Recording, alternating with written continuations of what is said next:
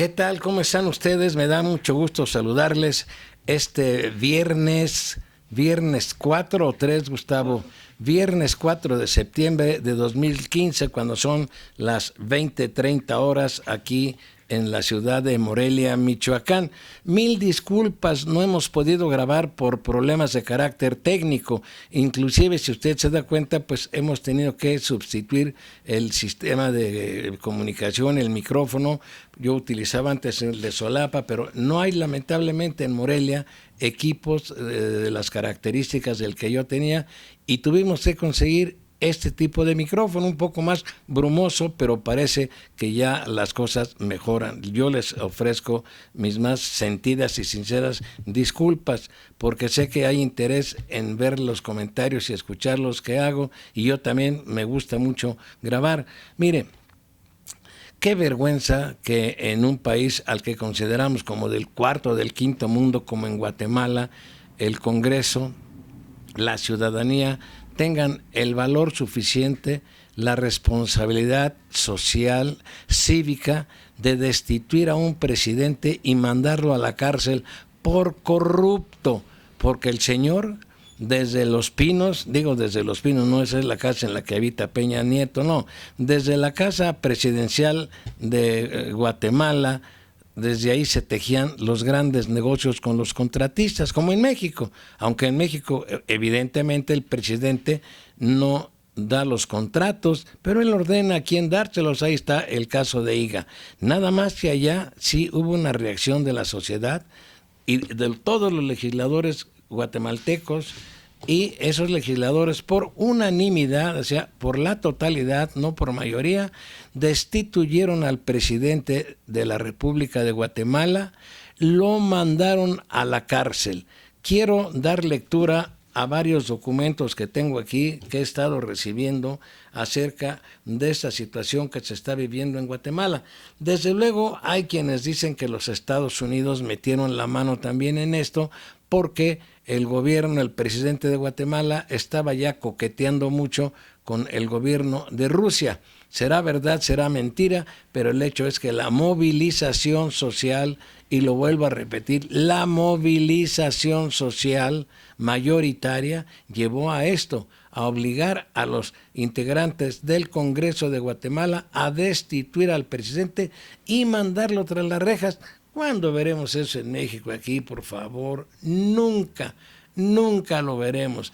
Aquí voy a dar lectura a algunas cosas, no sé, también lo de la Casa Blanca, Tlatlaya, Ayotzinapa, la Casa de Malinalco, las casas de las Lomas de Peña Nieto, las dos, donde le echó toda la culpa a la señora la Gaviota, las del secretario de Gobernación, las del subsecretario, tantas porquerías que vemos y nos enteramos en México y no pasa absolutamente nada. Los ladrones, los sinvergüenzas que están en el poder, ellos están tranquilos, duermen muy a gusto, porque aquí nadie se atreve a procesarlos. ¿Quién del Congreso lo va a hacer? Unos cuantos diputados minoritarios que no llegan ni a 10 o a 15 de algunos que otros partidos de oposición, pues esos ni tribuna les dan, y aunque hablen y digan, les cierran los espacios en los medios de comunicación electrónicos y en los medios impresos. Voy a dar lectura a dos documentos, uno de hace un día y uno de hoy 4 de septiembre.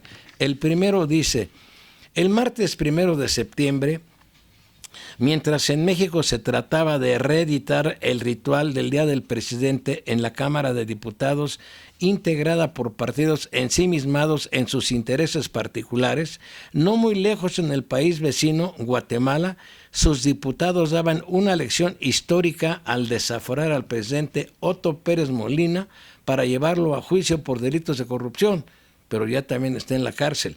El Congreso guatemalteco decidió por unanimidad retirar el fuero al presidente Pérez, a quien se le acusa de encabezar diversos actos de corrupción con empresarios que pagaron millonarios sobornos para evadir impuestos en un caso conocido como La Línea. Los diputados de Guatemala no pidieron la dimisión del presidente, quien finalmente decidió renunciar este jueves, sino llevarlo a juicio ante la Suprema Corte de Justicia para que enfrente los cargos que se le imputan desde el mes de abril, cuando se reveló que encabezaba La Línea, una organización de evasión fiscal que operaba Juan Carlos Monzón, secretario particular de la exvicepresidenta Roxana Valdetti, quien, junto con el presidente Pérez, daban las órdenes para poner a funcionarios claves en la Superintendencia de Administración Tributaria y ahí corromper el sistema, que por cierto esta mujer ya está en la cárcel también. Los empresarios que buscaban la ayuda lo hacían vía telefónica, marcando un número exclusivo donde los enviados del presidente y la vicepresidenta los atendía a cambio de sobornos. De ahí que a la agrupación criminal institucionalizada se le conocía como La Línea.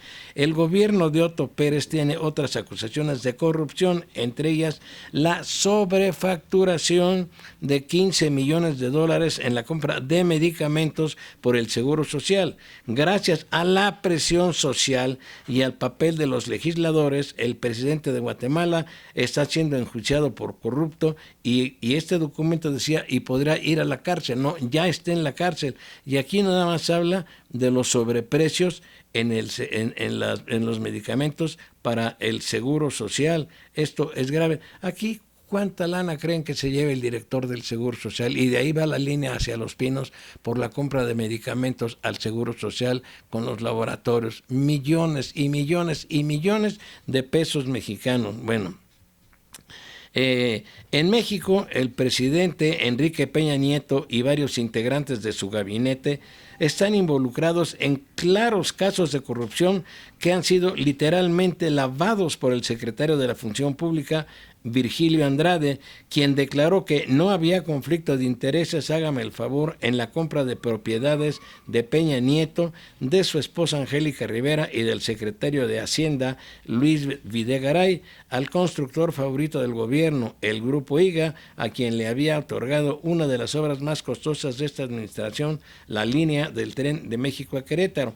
Además de estos casos de corrupción, que son los más evidentes, pero no los únicos, el gobierno de Peña enfrenta actos de impunidad, de ejecuciones extrajudiciales y de violaciones de derechos humanos en los casos de Tlatlaya, Ayotzinapa, Ostula y Apatzingán y Calera está en Zacatecas, los cuales son conocidos en todo el mundo como muestra de su incapacidad del presidente Peña Nieto para hacer frente a la situación de violencia, al crimen organizado y a la simbiosis de este último con el poder político.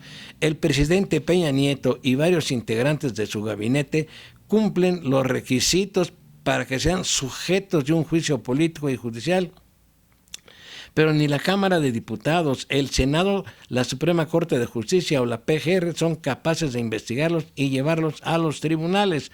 Hace tiempo, cuando las cosas iban mal, el refrán popular era que íbamos de Guatemala a Guatepeor. Hoy en Guatemala se ha dado un ejemplo histórico al llevar a juicio a su presidente gracias a la presión social, mientras que en México reina la impunidad, la corrupción y la injusticia. En los hechos, hoy somos el Guatepeor, con una economía estancada, desempleo y pobreza galopante, la violencia en una espiral incontrolable, el crimen organizado hecho gobierno y un gobierno corrompido y lejano a los reclamos sociales. Me refiero al gobierno de México. Y este otro documento que acabo de recibir hace unas cuantas horas y se llama Guatemala, una lección dramática para México, dice el Financial Times. Está fechado con día 4 de septiembre de 2015 y lo firma el periodista Octavio Gómez para la agencia informativa APRO. Le voy a dar lectura textualmente.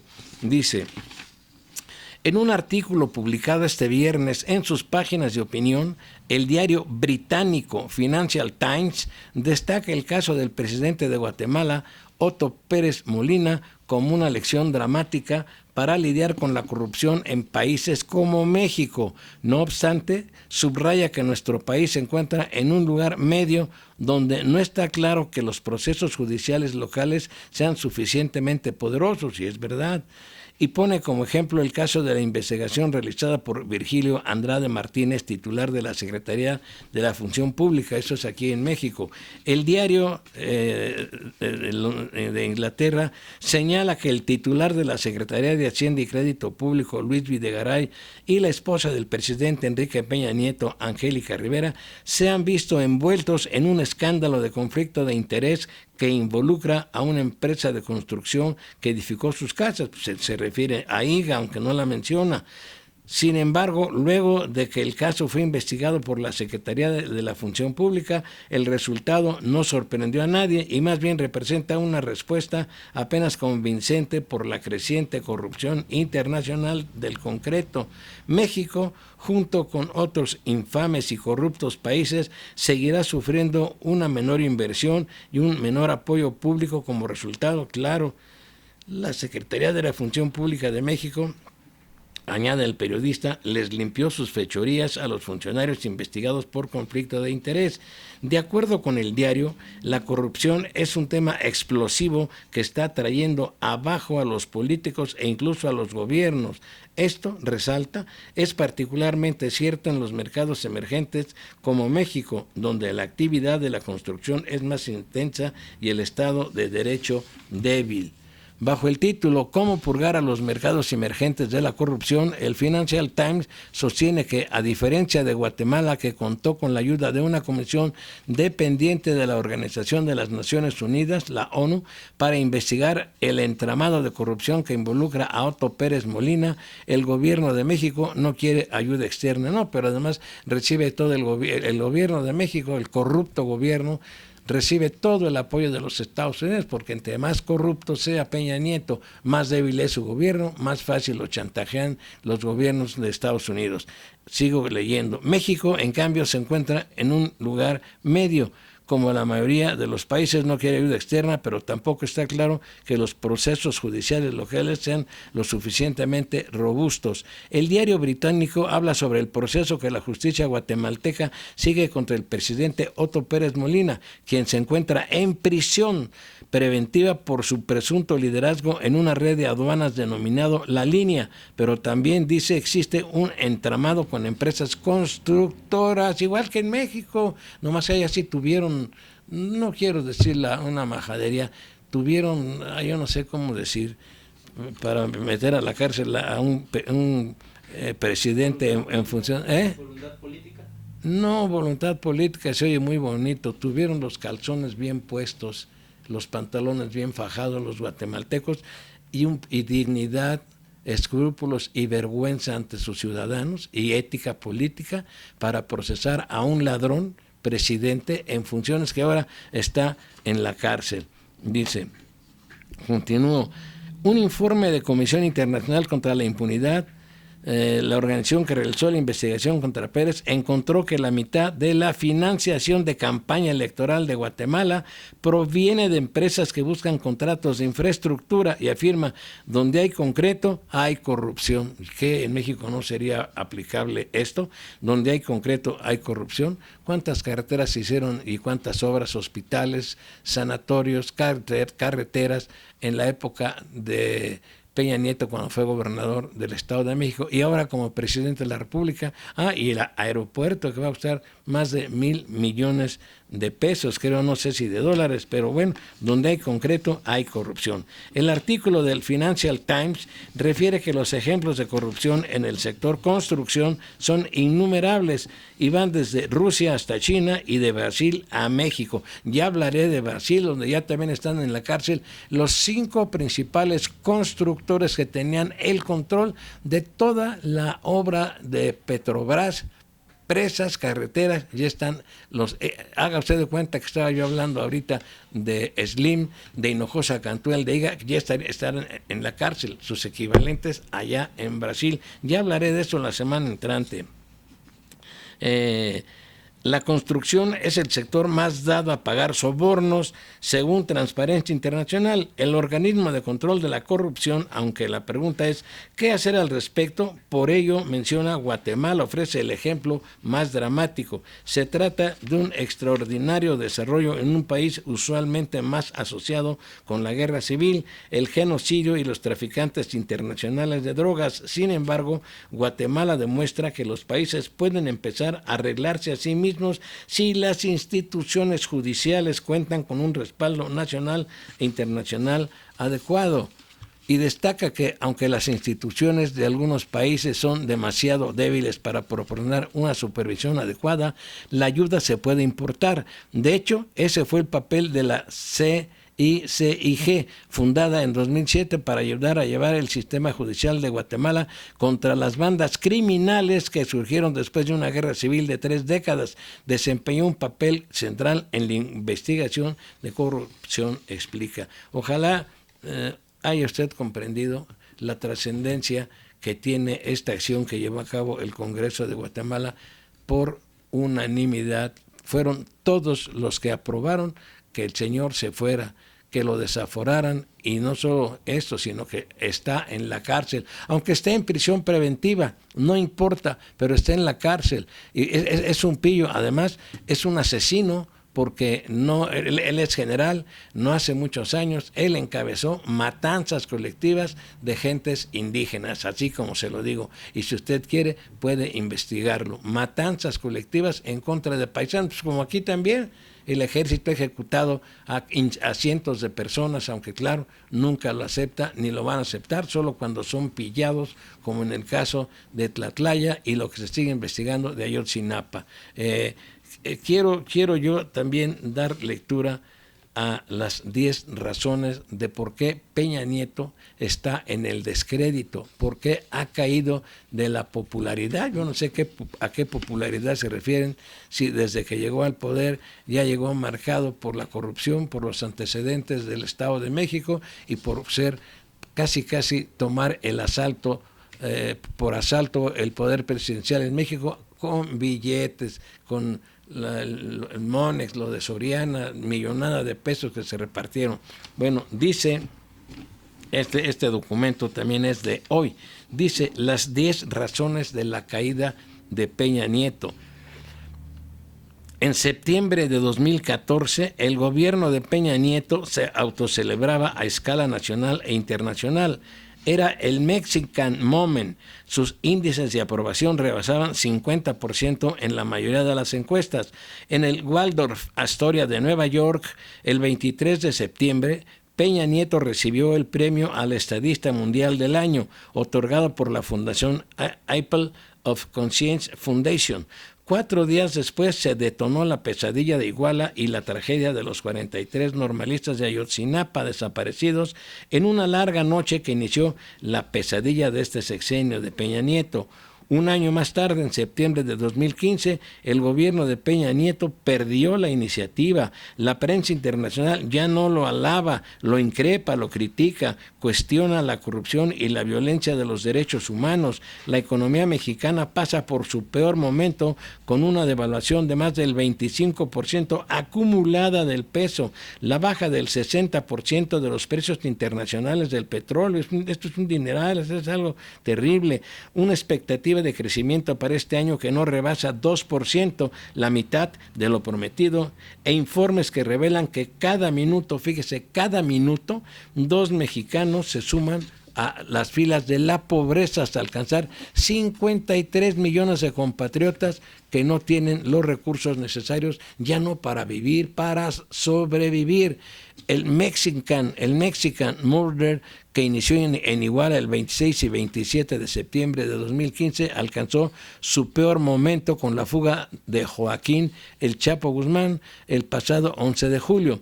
Los índices de aprobación de Peña Nieto con trabajo rebasan los 35 puntos. A la tragedia de Iguala se han sumado las de Tlatlaya, ocurrida antes pero detonada poco después por informes de la presunta ejecución extrajudicial de 22 personas.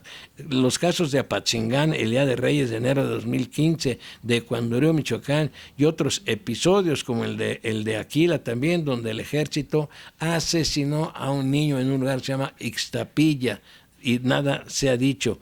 ¿Qué sucedió? ¿Fueron circunstancias externas o un ataque sistemático de fuerzas oscuras, como se queja el primer círculo peñista? Es decir, no aceptan que ellos son los responsables de lo que acontece en el país, siempre buscan factores externos. Ellos no cometen actos de corrupción, son muy honestos, ¿cómo no? Al iniciar su cuarto año de gobierno, Peña Nieto y su equipo se enfrentan a 10 problemas fundamentales. Téngame paciencia, les voy a dar lectura, pero vale la pena escucharlos. Dice, primero, gobierno a la retaguardia. Tras la imposición de las 3 reformas estructurales que concentraron la operación política y gubernamental, la administración de Peña Nieto perdió la iniciativa. Se volvió un gobierno reactivo e ineficaz ante todos los desafíos que se le han presentado. Ni uno solo de estos desafíos ha sido resuelto. Peor aún, ante cada uno de ellos, otra vez menciona Ayotzinapa, Casablanca, El Chapo, la devaluación, la baja internacional de los precios del petróleo, la baja producción de hidrocarburos, etcétera. El peñismo ha respondido sin asumir ninguna responsabilidad. Es lo que yo le llamo cobardía. 2. Disolución del Pacto por México. El maquillaje del consenso interpartidista ya no funciona. El Pacto por México fue un operativo elitista desde las burocracias dominantes de los 3 grandes partidos, PRI, PAN y PRD. Fueron eficaces para cooptar, corromper y destruir la base de legitimidad de estas 3 fuerzas. Ahora el PAN y el PRD pagan internamente los costos de esta apuesta. Y luego viene 3, la pérdida del control de su sucesión. Por segunda vez en su breve y fugaz carrera política, Peña está en riesgo de perder el control de su propia sucesión. En 2011 tuvo que ceder ante Erubiel Ávila, exalcalde de Ecatepec. A ver aquí qué dice. En 2011 tuvo que ceder ante Erubiel Ávila, exalcalde de Ecatepec, para nombrarlo como su sucesor en el gobierno del Estado de México ante la amenaza de una escisión, es decir, que si hubiera Ávila no hubiera sido postulado, si hubiera dividido el PRI, Erubiel Ávila hubiera sido candidato del PRD y hubiera ganado la elección. Entonces mejor Peña Nieto sacrificó a su candidato, que era Alfredo del Mazo, y aceptó las presiones del arzobispo Onésimo Cepeda y de la profesora Gordillo en aquel entonces, que le dijeron, si el señor Alfredo del Mazo lo impulsas como candidato, nuestras organizaciones se cargarán al PRD o a donde se vaya Erubiel Ávila. Luego dice, repito, la pérdida del control de su sucesión. Por segunda vez en su breve y fugaz carrera política, Peña está en riesgo de perder el control de su propia sucesión. En 2011 tuvo que ceder ante Erubiel Ávila, exalcalde de Ecatepec, para nombrarlo como su sucesor en el gobierno del Estado de México ante la amenaza de una escisión.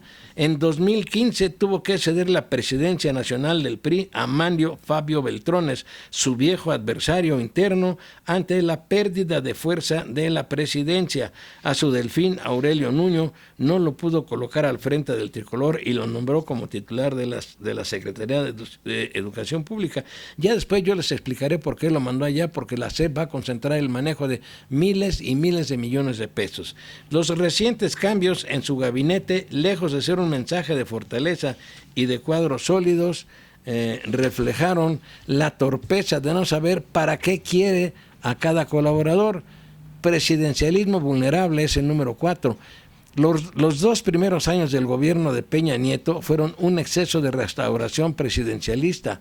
Todas las reformas estructurales fueron impuestas desde Los Pinos y con un claro guión: centralizar más en el Poder Ejecutivo las decisiones y el control de las políticas energética, financiera, fiscal, político-electoral, de telecomunicaciones, laboral, educativa, desarrollo social, lucha anticorrupción, y los resultados han sido desastrosos. Todas estas áreas están en una crisis gravísima.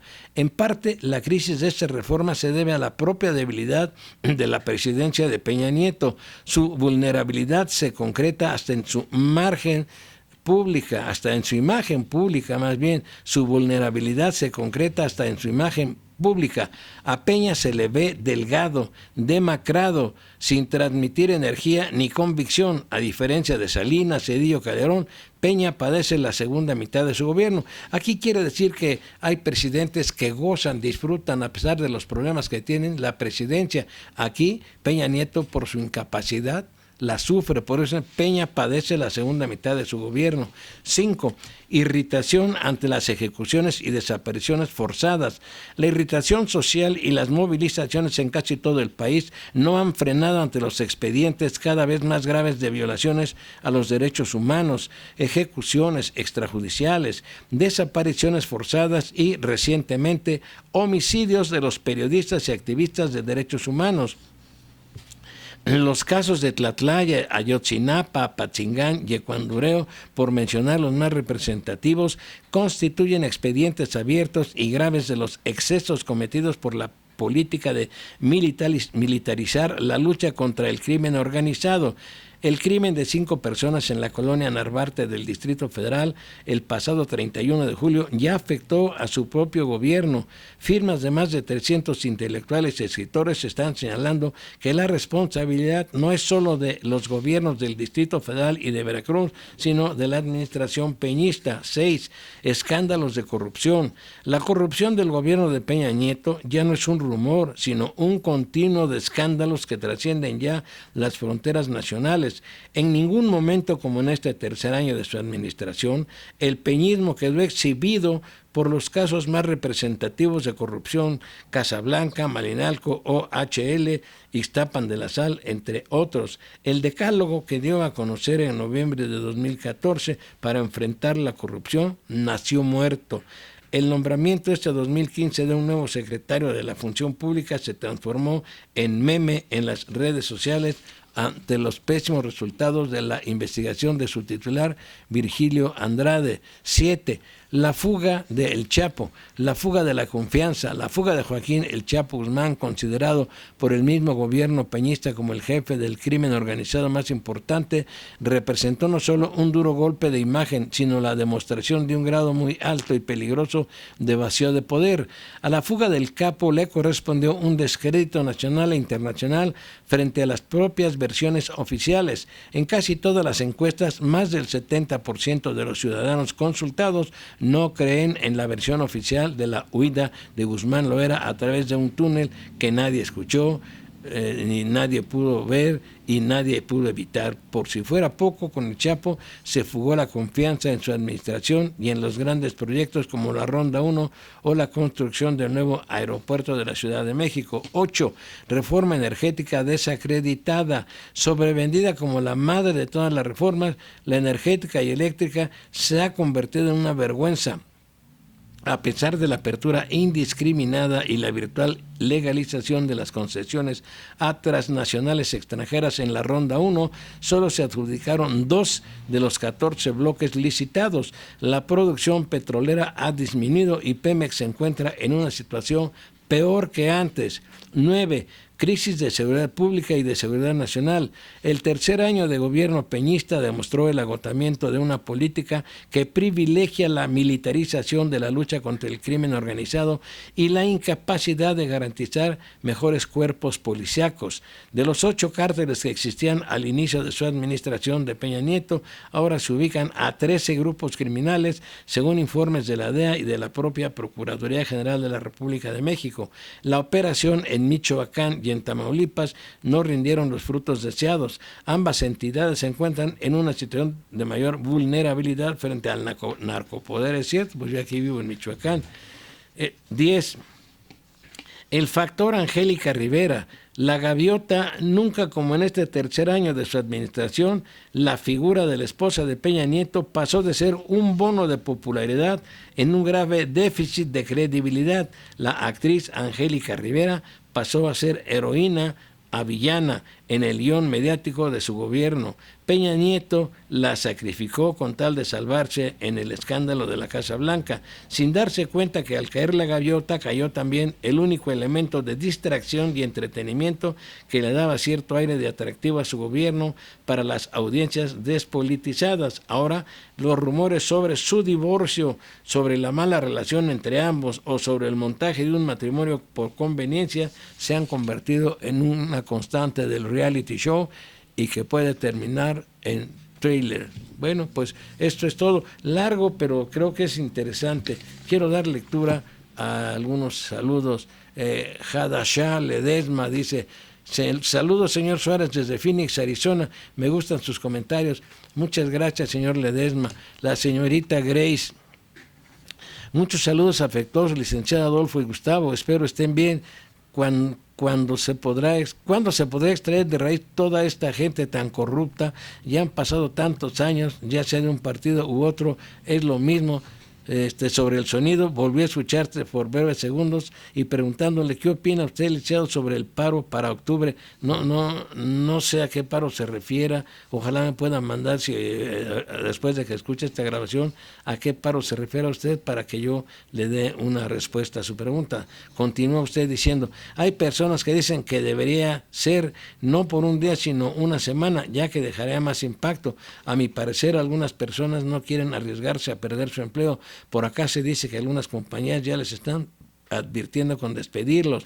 La verdad que no entiendo mucho sobre la pérdida en el gobierno. Bueno, ya no me extiendo más y reiterando una vez más, muchas gracias por su tiempo y análisis sobre cada suceso que pasa en México. Por favor, cuídense mucho, que Dios los ampare.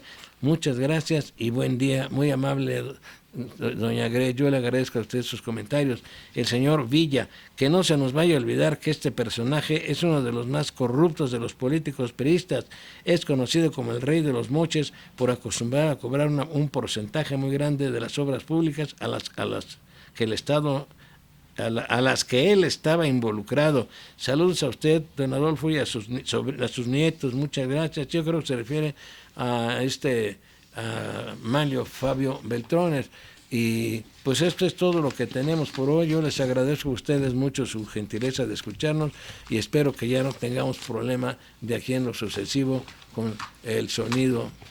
Mucho gusto en saludarlos y muchas gracias.